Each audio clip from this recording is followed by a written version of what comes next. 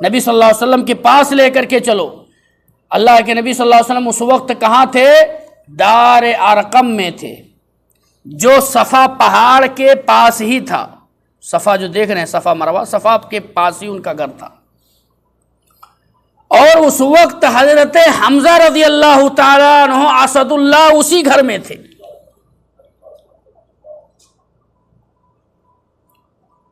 جب وہاں پہنچے تو ایک آدمی دیکھا دروازے کے سوراخ سے، کہا کہ عمر یہ تو ہیں اور ہاتھ میں ننگی تلوار ہے۔ حضرت حمزہ نے کہا کہ کھولو دروازہ۔ حمزہ بھی بہادر آدمی، کہا کھولو دروازہ، دیکھتا ہوں عمر کیا کرتا ہے، میں موجود ہوں۔ حضرت عمر سر جھکائے ہوئے اندر داخل ہوئے اور کلمہ لا الہ الا اللہ محمد رسول اللہ کا اقرار کیا، اور کہا حضرت عمر رضی اللہ تعالیٰ عنہ نے کہا کہ یا رسول اللہ، اگر ہم حق پر ہیں، اگر دین یہ حق ہے، تو ہم چھپ چھپ کر کے کیوں دعوت دیں، ہم چھپ چھپ کر کے کیوں عبادت کریں؟ اللہ کی قسم یہ عمر زندہ ہے۔ اور اس لیے میرے پیارے بھائیوں، ایک چیز اس کو نوٹ کر لیجئے، عمر کے اسلام آنے کے بعد سب سے پہلا مسلمانوں نے خانہ کعبہ میں جو نماز پڑھی ہے، عمر کے اسلام کے بعد پڑھی ہے۔ سجدہ کیے ہیں تو عمر کے اسلام کے بعد سجدہ کیے، صرف نبی نماز پڑھتے تھے بس، کسی مسلمان کی ہمت نہیں تھی خانہ کعبہ میں نماز پڑھ لے۔ لیکن عمر جب اسلام لائے، کہا کہ میں موجود ہوں اے نبی صلی اللہ علیہ وسلم، تمام مسلمان خانہ کعبہ میں نماز پڑھیں گے، دیکھتا ہوں کس کی دم ہے، کس کو کون روکتا ہے۔ اور انہوں نے جا کر کے خانہ کعبہ کے پاس ہی چلن، اور یہی عمر ہیں۔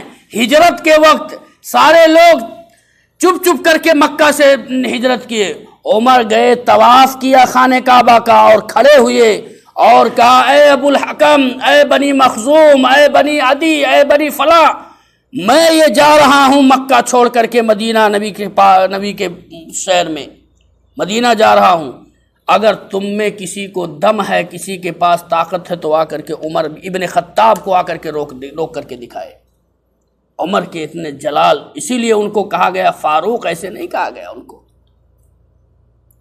اس لیے آج دشمنان اسلام جو ہیں، یہ اس بات پر وہ ہیں کہ عمر جیسا عدل، انصاف، عمر جیسا بہادر بہت کم اسلام کے اندر آئے ہیں۔ اس لیے حضرت عمر فاروق رضی اللہ تعالیٰ عنہ نے مسلمانوں کو بہت عزت دی اپنے اسلام لانے کے بعد۔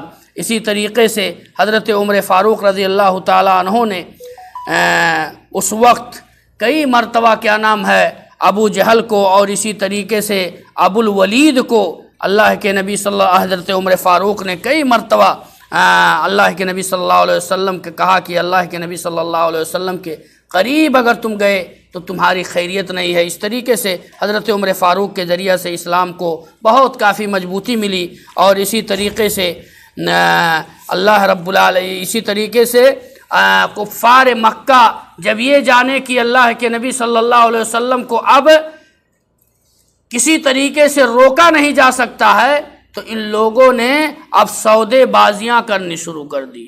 مکہ والوں نے کیا کیا؟ سودا بازیاں کرنی شروع کر دی نبی صلی اللہ علیہ وسلم۔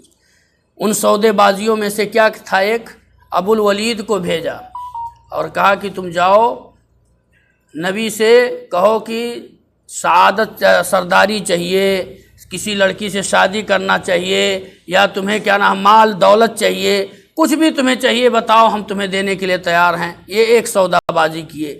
دوسرا سودا بازی کیا کیے؟ کہا کہ کیا نام ہے کچھ دن تم ہمارے معبودوں کی عبادت کرو اور کچھ دن ہم تمہارے معبود کی عبادت کرتے ہیں۔ تو اس پر کون سی آیت نازل ہوئی؟ قل یا ایھا الکافرون، اللہ تعالیٰ نازل کیا۔